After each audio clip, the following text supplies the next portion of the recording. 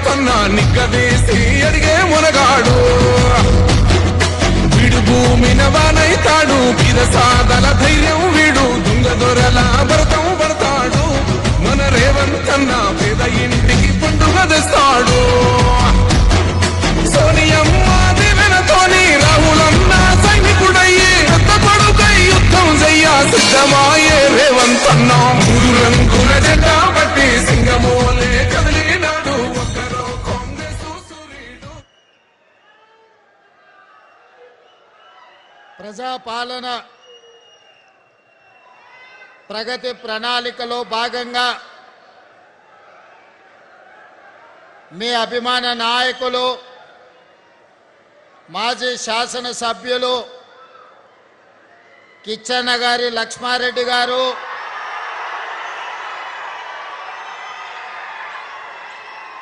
ఇబ్రహీంపట్నం శాసనసభ్యులు పెద్దలు మల్రెడ్డి రంగారెడ్డి గారు, తెలంగాణ ఇండస్ట్రియల్ ఇన్ఫ్రాస్ట్రక్చర్ కార్పొరేషన్ అధికారులు, ఆ శాఖకు సంబంధించిన రంగారెడ్డి జిల్లా ఇన్ఛార్జి మంత్రివర్యులు పెద్దలు మిత్రులు శ్రీధర్ బాబు గారి నేతృత్వంలో ఈనాడు ఫ్యూచర్ సిటీ డెవలప్మెంట్ అథారిటీ కార్యాలయాన్ని ప్రారంభించి ఈ కార్యక్రమానికి నాతో పాటు ముఖ్య అతిథులుగా తెలంగాణ శాసనసభ స్పీకర్ గడ్డం ప్రసాద్ కుమార్ గారిని, తెలంగాణ రాష్ట్ర ఉప ముఖ్యమంత్రి వర్యులు మిత్రులు బట్టి విక్రమార్క గారిని, రెవెన్యూ శాఖ మంత్రివర్యులు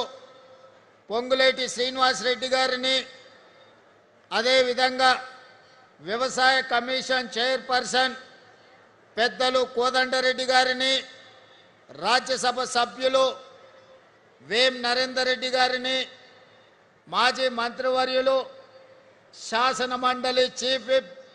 మిత్రులు పట్నం నరేందర్ రెడ్డి గారిని, మరో రాజ్యసభ సభ్యులు యువకులు అనిల్ కుమార్ యాదవ్ గారిని, రాష్ట్ర ప్రభుత్వ సలహాదారులు మాజీ మంత్రివర్యులు పెద్దలు సుదర్శన్ రెడ్డి గారిని, అదేవిధంగా ఈ ప్రాంత శాసనసభ్యులు కసిరెడ్డి నారాయణ రెడ్డి గారిని, ఈర్లపల్లి శంకర్ గారిని, మిత్రులు ఎన్ఎం శ్రీనివాసరెడ్డి గారిని, జూబ్లీహిల్స్ శాసనసభ్యులు నవీన్ యాదవ్ గారిని, రామగుండం శాసనసభ్యులు రాజ్ ఠాకూర్ గారిని, చేవెళ్ల శాసనసభ్యులు కాళీ యాదయ్య గారిని, తాండూరు శాసనసభ్యులు మనోహర్ రెడ్డి గారిని, అదేవిధంగా మాజీ శాసనసభ్యులు గ్రేటర్ హైదరాబాద్ నగర మాజీ మేయర్ తీగల కృష్ణారెడ్డి గారిని, అలంపూర్ మాజీ శాసనసభ్యులు మిత్రులు సంపత్ కుమార్ గారిని, కార్పొరేషన్ చైర్మన్ చల్లా నరసింహారెడ్డి గారిని, టీజీఐఐసి కార్పొరేషన్ చైర్పర్సన్ సోదరిమణి నిర్మలా జగ్గారెడ్డి గారిని, అదేవిధంగా జ్ఞానేశ్వర్ గారిని, మల్రెడ్డి రామరెడ్డి గారిని, పారిజాత నరసింహారెడ్డి గారిని, ఇతర ముఖ్యులందరినీ, ప్రభుత్వంలో భాగస్వాములను, ప్రభుత్వ ఉన్నతాధికారులందరితో పాటు ప్రాణ సమానులైన ఈ ప్రాంత రైతాంగం వేలాదిగా తరలి వచ్చి ఈ అద్భుతమైన కార్యక్రమాన్ని ఏర్పాటు చేసి రేపటి భవిష్యత్తుకు ఈనాడే పునాదులు వేసి ప్రపంచానికే ఒక అద్భుతమైన నగరాన్ని అందించడానికి వచ్చేసిన మీ అందరినీ మనస్ఫూర్తిగా అభినందిస్తున్న, ధన్యవాదాలు తెలియజేస్తున్న మిత్రులారా, ఈ వేదిక మీద నుంచి ఒక్క మాట చెప్పదలుచుకున్నా. హైదరాబాదు నగరం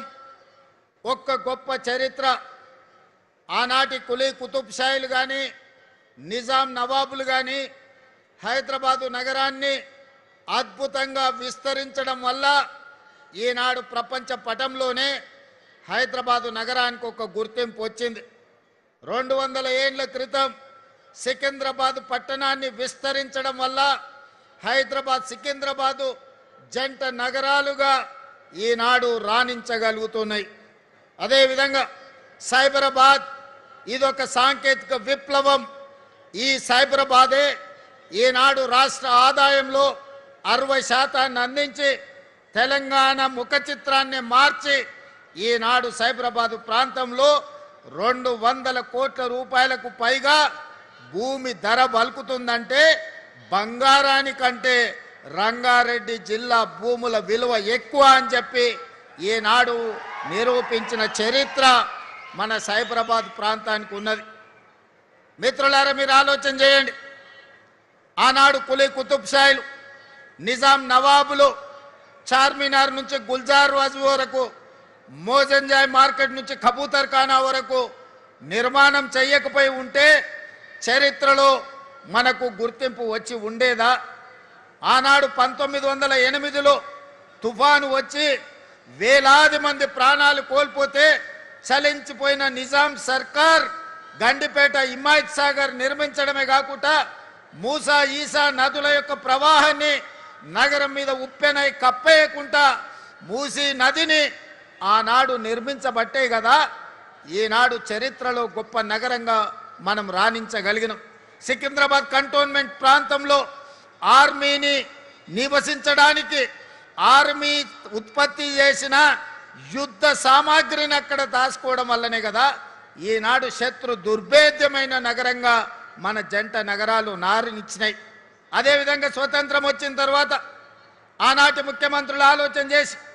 భవిష్యత్ ప్రణాళికలకు కార్యాచరణ చేసి సైబరాబాదు నగరాన్ని నిర్మించి